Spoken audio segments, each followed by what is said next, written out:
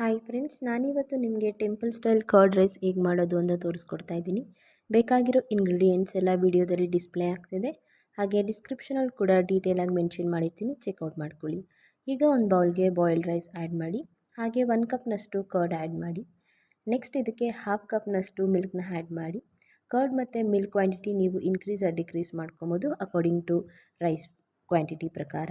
ಈಗ ಇದಕ್ಕೆ chilli add ಮಾಡ್ಕೊತಾ ಇದ್ದೀನಿ. ನೆಕ್ಸ್ಟ್ ಇದಕ್ಕೆ ಕರಿ ಲೀವ್ಸ್ನೂ ಕೂಡ ಆ್ಯಡ್ ಮಾಡ್ಕೊತಾ ಇದ್ದೀನಿ. ಹಾಗೆ ಗ್ರೇಟೆಡ್ ಶುಂಠಿನೂ ಆ್ಯಡ್ ಮಾಡ್ಕೊತಾ ಇದ್ದೀನಿ. ಈಗ ಇದಕ್ಕೆ ರುಚಿಗೆ ತಕ್ಕಷ್ಟು ಸ್ವಲ್ಪ ಸಾಲ್ಟ್ ಆ್ಯಡ್ ಮಾಡಿ.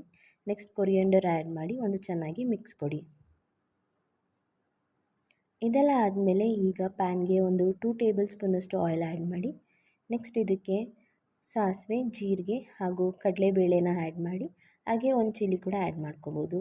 ಆಮೇಲೆ ನೀವು ಬೇಕಾಗಿರೋ ಡ್ರೈ ಫ್ರೂಟ್ಸ್ ಕೂಡ ಆ್ಯಡ್ ಮಾಡ್ಕೋಬೋದು. ನೆಕ್ಸ್ಟ್ ಈ ಒಗ್ಗರಣೆನೆಲ್ಲ ಕರ್ಡ್ ರೈಸ್ಗೆ ಆ್ಯಡ್ ಮಾಡಿ. ಹಾಗೆ ಪೊಮೊಗ್ರನೇಟ್ ಕೂಡ ಆ್ಯಡ್ ಮಾಡಿಕೊಂಡು ಚೆನ್ನಾಗಿ ಒಂದು ಮಿಕ್ಸ್ ಕೊಟ್ಟರೆ ರುಚಿಯಾದ temple style curd rice ready.